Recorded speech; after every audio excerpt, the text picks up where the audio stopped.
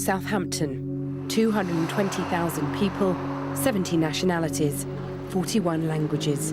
A shining example of a modern, multi-faith city. In terms of our faith-culture relationships, I am told that we are way ahead of the field, in that the work that has been going on for many years is very positive and has brought about a sense of understanding and a willingness to share across the faiths. This series is looking at the 6 major religions in the city. Judaism is one of those faiths. My faith is Judaism. It's something that's there. It's not a tangible thing. It's inside. I'm aware of it all the time. It confronts me at different times, particularly to do with food, for example. But it's always in the background. Nothing can change it. I'm always a Jew, and I think most Jews would feel that way. That it's not just religion. It's part of us being a race and a religion. So, and intangibility, it's there all the time.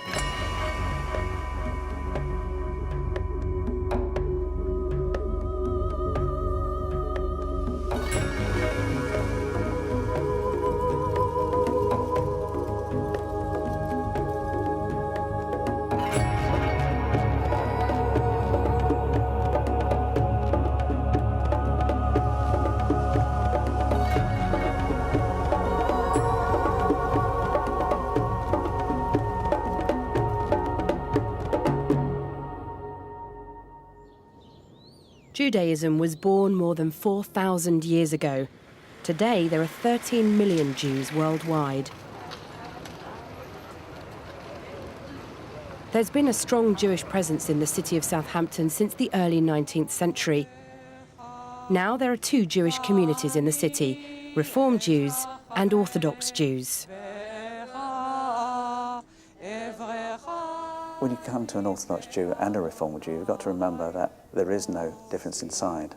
To be a Jew, you have to be of a Jewish mother. And if you have a Jewish mother, then you're Jewish, so it doesn't matter which tradition you follow. Now, as an Orthodox Jew, compared to a Reformed Jew, it would really mean that you would follow things in a more traditional manner. Reformed Judaism probably is best to be described as a more modern version.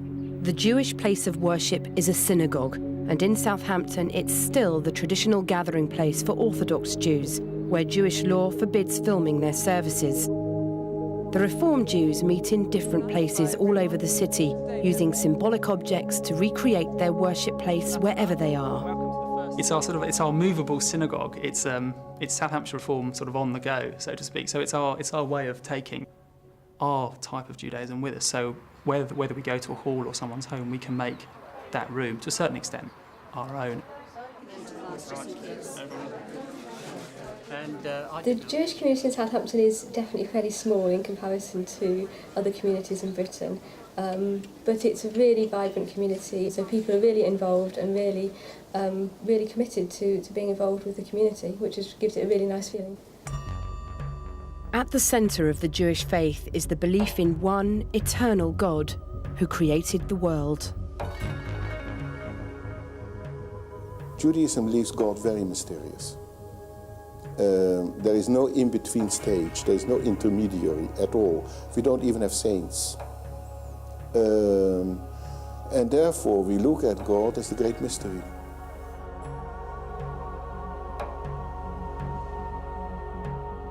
You cannot have the Jewish religion without God. It's totally an integral part of the religion. What do I personally think of God? Every time you ask me that, I would probably come up with a slightly different answer. I like to think there's something out there, and I hope there is, and perhaps that means I believe there is. Why do we blow a ram's horn on the new... Judaism is based on a set of rules, the 10 Commandments. These laws were given by God to the prophet Moses and are recorded in the Torah, the Jewish holy book. It consists of the first 5 books of what Christians call the Old Testament. The 10 Commandments form the basis for the way each Jew lives their life. We don't have a creed in the same way that, for instance, Christianity has. We have things that we're supposed to do, and so it's very important that we keep kosher, that we come to synagogue, that we give charity. So it's all about doing. And when you're talking about doing, it's very hard to put that together with spirituality. Nevertheless, what most Jews who do that have experienced is that through the doing, they actually have a stronger belief too. It's essential for Jewish people to observe the day of rest, known as Shabbat, or the Sabbath.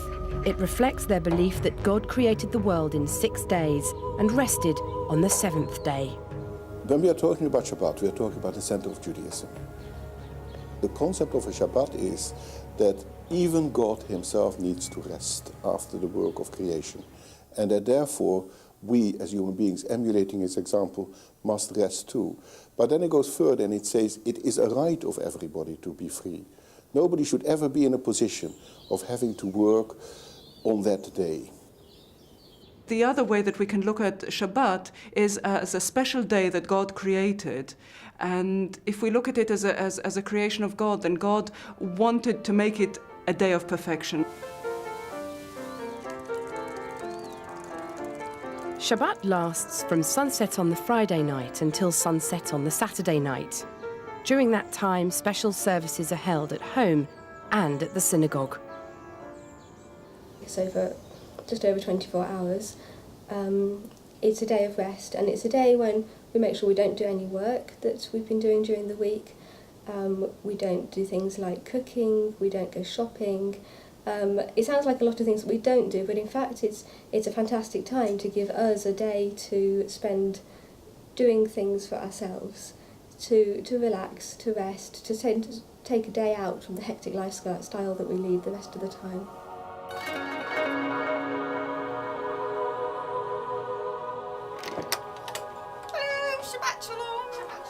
As in many faiths, the religious day is also a time when friends and family gather together.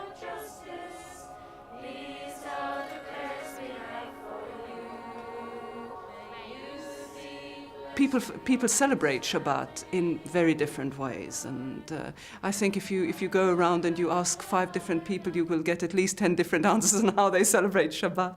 And that's fine, The most important thing is that it should be a day which is different, a day which is special, a day where we really feel the perfection of the world and we celebrate, in some ways, also the potential of what life can give us. So Shabbat is a day when we can really find our way to God, when we have the space to do just that and do absolutely nothing else. Festivals and community gatherings are an integral part of the Jewish calendar. The most important and eagerly anticipated are the High Holy Days.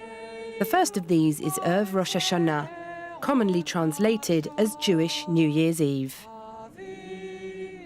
It reminds us that we're getting into a new year, so first of all we have to spend some time in reflecting on the year that has gone by, and the last month of the year, of which today is the last day, is a month which we use for reflection, and we look at our own personal behavior, we look at the year that we have experienced, we look at what has happened to us. May your children or your grandchildren receive a good report in school, and may you receive a good report too from your dentist, your ophthalmologist, from your dermatologist, from your cardiologist, from your gastroenterologist, from your podiatrist, from your urologist, and ultimately from your God.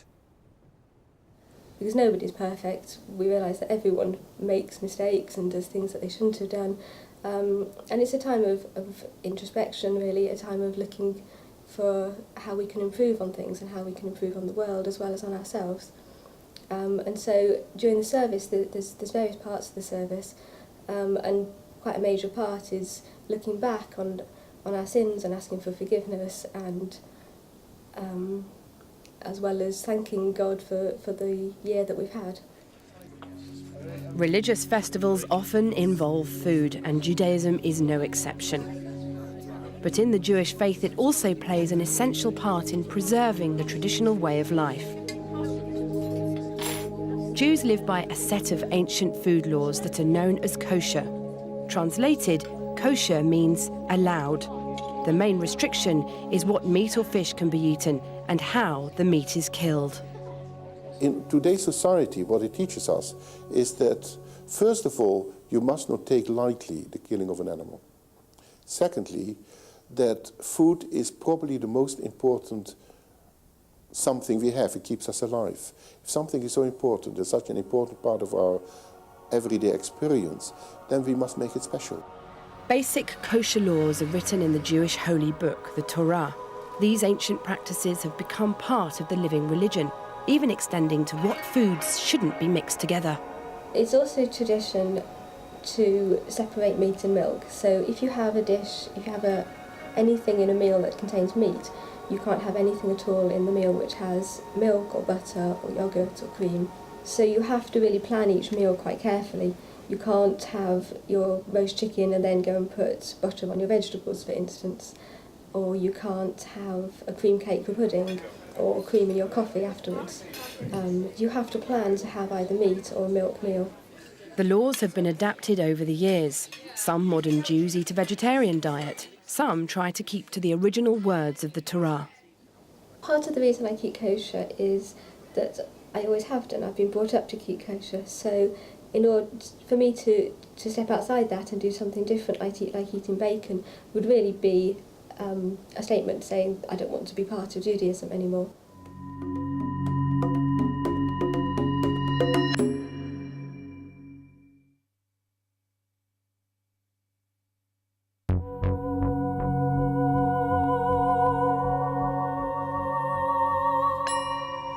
Worldwide, there are 13 million Jews.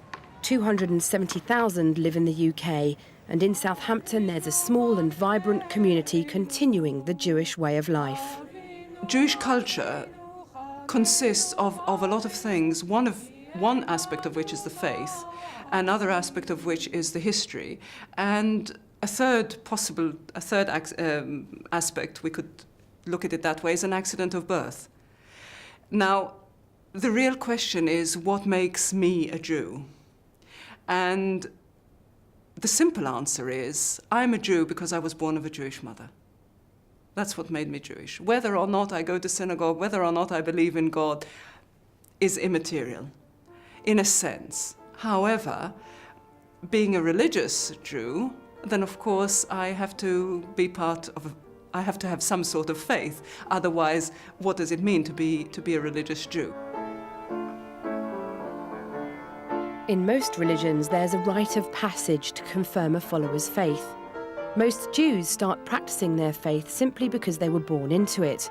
But once a teenager, they demonstrate their commitment to Judaism by participating in a bar or bat mitzvah. Translated, it means son or daughter of the commandment. I know it's something that people just say, well, it's just a day and the next day you don't feel any different. But having practiced for a year, having been to Sunday school, having learnt and watched obviously your friends, and in my case, my sister go through her bat mitzvah, you do feel more involved, I felt more Jewish in a cultural sense. I felt closer to what I'd been learning for the previous 8-9 years. They have to learn a passage from the Torah for the ceremony and read it in Hebrew in the synagogue. What happens in every Saturday morning service, just like a Sunday morning in church or whatever, in the synagogue, is that the rabbi normally will do a reading from the 5 books of the Torah.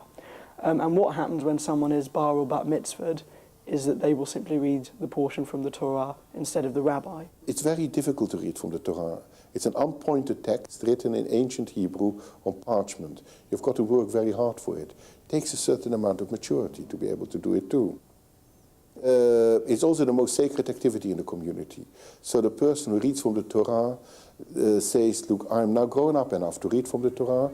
I can do it, I can see this through. That means that I can also be counted upon to be a more mature member of the community. The bar or bat mitzvah marks the beginning of life as a Jewish adult. For me personally, it was a confirmation. It was an ordeal, but it was a time when I was accepted into the Jewish religion. Again, it's sort of a confirmation in a way. And it's a time when you can be counted. To have a service in the synagogue, we have to have a minyan, which is 10 Jewish men. You can't be counted until you're 13, and therefore then you can be counted, and you can also take part of the service. There is obviously the difference that while Judaically you're an adult, you are in fact legally still a child. And so I know that I'm not expected to take my place in the community in legal ways. I'm not expected to sit on council or to take on any particular jobs. But there is that sense of heightened learning and the expectation that you'll go to more services, participate more fully in services. There are certain honours in the services that I can now fulfil, such as carrying the Torah around the synagogue or saying blessings at the front of the synagogue with the rabbi, that only adults are allowed to do. And I'm also now allowed to wear the shawl which adult men who have been bar mitzvahed wear. So that there is an expectation, I think, that you understand what you're reading more and that you participate more fully. The Jewish Holy Book, or Torah, contains 613 rules forming the basis for the Jewish way of life. The word Torah means teaching. The Torah is the 5 books of Moses. It's written on parchment in a manner which hasn't changed for 2,500 years. Torah scrolls are still written with a quill, with the ancient ink, only by a scribe. You can't write your own Torah. You've got to be a qualified scribe to do it. And it contains the first 5 books of the Old Testament. Genesis, Exodus, Leviticus, Numbers, and Deuteronomy. And we, Jews, say that Torah is God speaking to us. And therefore it is entirely sacred. And it is treated with great sanctity. All our most important prayers come from the Torah. The Shema, which is perhaps one of our most important prayers, which everybody knows, and confirms the identity of God being one, and that He being our God to pray to, as with all peoples. And so that it's so much a fundamental part of the Jewish community.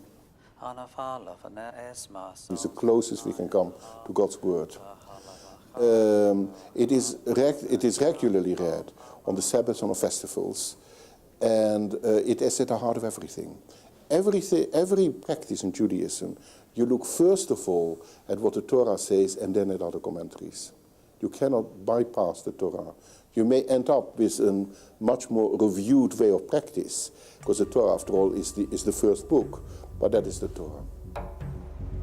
The Torah not only sets down the rules of the Jewish faith, it also details the history of the Jewish people. Today, festivals are used to commemorate that ancient history. One of these is called Sukkot, or the Feast of the Tabernacles. Sukkot is a harvest festival which lasts a week.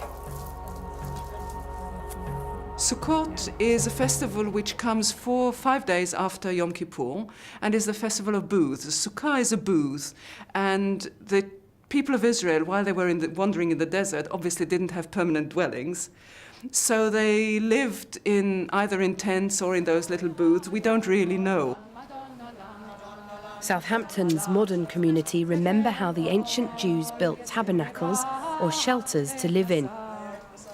And today these tabernacles are recreated to remember and to worship. It's tradition to build something called a sukkah, which is made of natural materials and which has a roof and walls, but is still open to the elements. Sukkot lasts for 8 days, and it's tradition for us to try and have a meal at least one of those days outside in the sukkah. There's a very nice piece in the Talmud which says, however, that if it rains so much that the rain is damaging your soup, then you don't have to stay outside and eat it.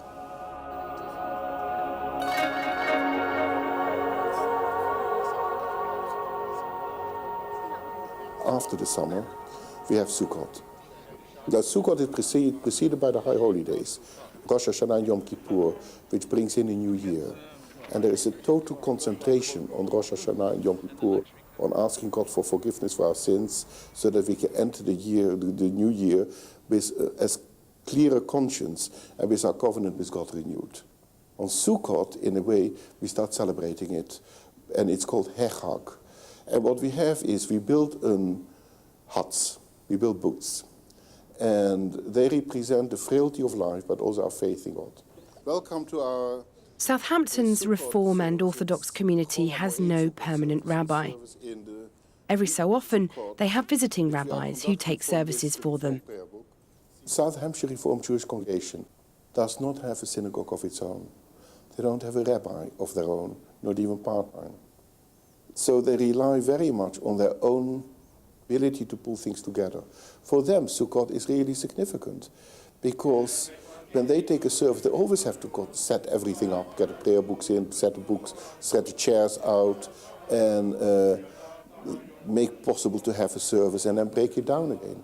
So Sukkot makes them aware that what they are doing is sacred work, which is setting up a place where people can pray to God and experience the closeness and the support of a congregation.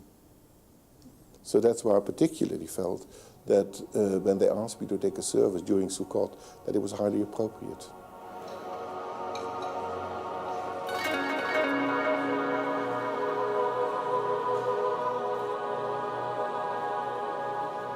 Southampton is different. Being Jewish in Southampton is different. Belonging to the South Hampshire Reformed community is different to another community because we don't have a physical building. Because the community is spread out, I would say, unlike other communities where you can essentially pay your fees to join the shul and to turn up on the high holy days and that's it, to be a part of our synagogue you have to be more involved. And that's why it's so important for this small community to continue traditional Jewish practices thousands of years old. So much about Judaism is about tradition and about doing what people have done for thousands and thousands of years and being part of the Jewish story, really. We know that our ancestors have done things for 5,000 years and that we're continuing this story, and that it's really important to continue it. And we want to feel that there's going to be the next generation of Jews and that we've been part of that and part of creating the next generation and part of keeping the story alive.